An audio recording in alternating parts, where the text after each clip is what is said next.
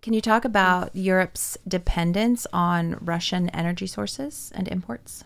So people are very concerned, and at the same time, they also want to diversify energy imports from Russia because just recently, the European Commission, Ursula von der Leyen, stated that we don't want to get energy imports from a country that is threatening us. So in the beginning of March, the European Commission announced the Repower program to diversify the energy imports from Russia, mainly natural gas imports, and to secure energy security in the European Union.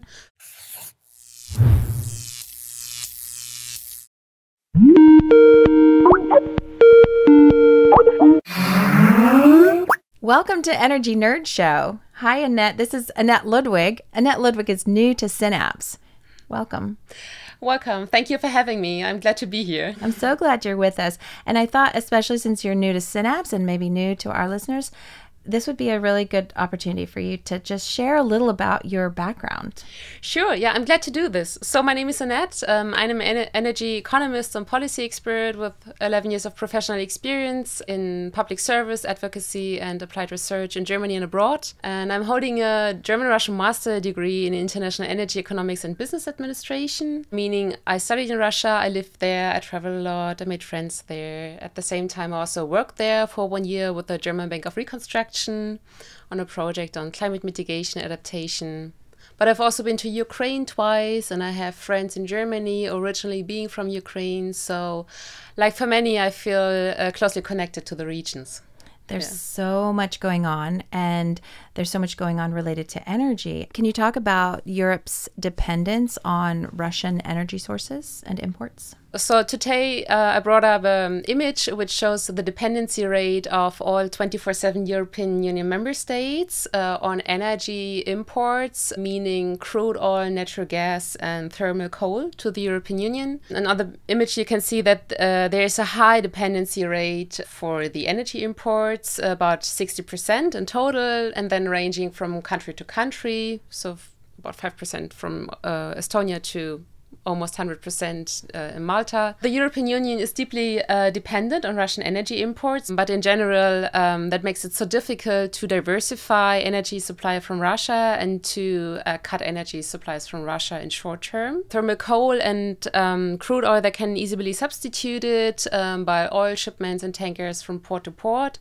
But with natural gas, it's difficult because you have a large natural gas infrastructure in Europe, mainly pipelines transporting the natural gas from Russia through mainly Poland and Ukraine and then ramifying in the Western countries. And so many countries became so accustomed to the natural gas infrastructure and rely on that. Wow, that's terrible. I mean, to say these countries only produce or extract 40% of their own energy.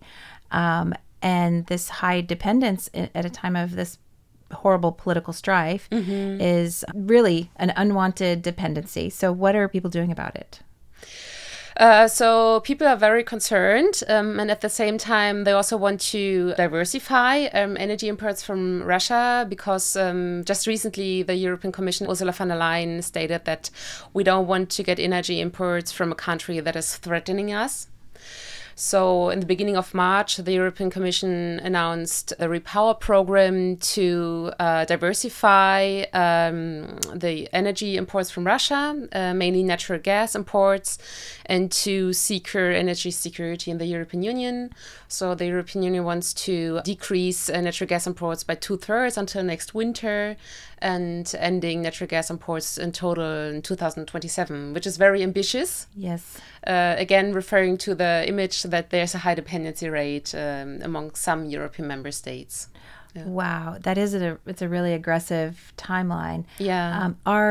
Are the U.S. and the European Union addressing this differently? Yes, so I perceived it to be different. So this energy crisis reminds us of the oil crisis of the 1970s, but nowadays it's easier for us to adapt because now we have the renewable energy technologies in place, which are much more cheaper already than the fossil fuel technologies in about 90% of the world. And speaking for Europe, so Europe now really wants to diversify and make the energy transition thrive. So it's a push for for a clean energy future. And I perceived it to be different in the US, where the Biden administration released oil reserves and also wants to release gas drilling on federal lands. So it feels like a bit of back forward. People, to some extent, not willing to pay higher energy prices or gasoline prices to make the war of aggression in Ukraine stop and to push or foster the energy transition in the US. Yeah. But people in Europe are more willing to make a change, you think? It seems so. It looks like the way, even though it's getting very costly with high costs intended. But, the thing is that there's no alternative to that. And the energy transition already started. So there's a proverb saying, if the train already left the station, it's already running.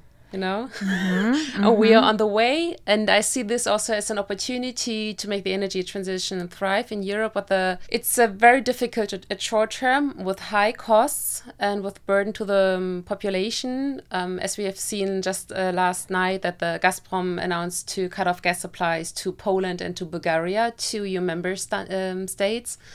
So to me, Russia already has overrun or beaten up Europe, because Europe planned to impose embargoes, but now Gazprom is first to impose a cutoff of natural gas supplies. So they're trying to beat them to the punch. Yes. How will that, you said it's for Poland and... For Bulgaria for now. And Bulgaria. Do you think that will extend to other countries? We don't know. The future we'll see.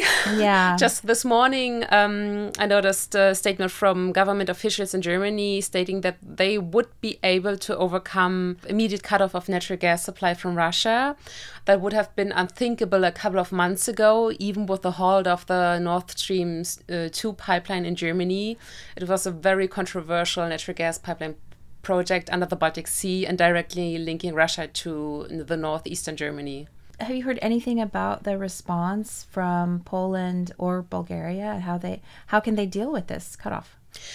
Yes, so Poland already started a couple of years ago to diversify their energy supply from Russia. Soon there will be a pipeline in place directly linking energy supply from Norway under the Baltic Sea to Poland. But anyhow, it will be difficult for Poland to cover the situation, but they were prepared. They have their gas storage systems much better prepared and filled up than the average in the European Union. And speaking for Bulgaria, they are highly dependent on energy supplies from Russia. But just what I noticed today is that Greece already offered to cooperate with Bulgaria in supplying them with gas resources. That's great. Yeah. So with more cooperation and more citizen effort, maybe we'll transition sooner to renewables and get away from all. Yes, so the war really, I think what Putin didn't imagine is that this war on aggression in Ukraine really unified the European Union member states. They're very unified for now, which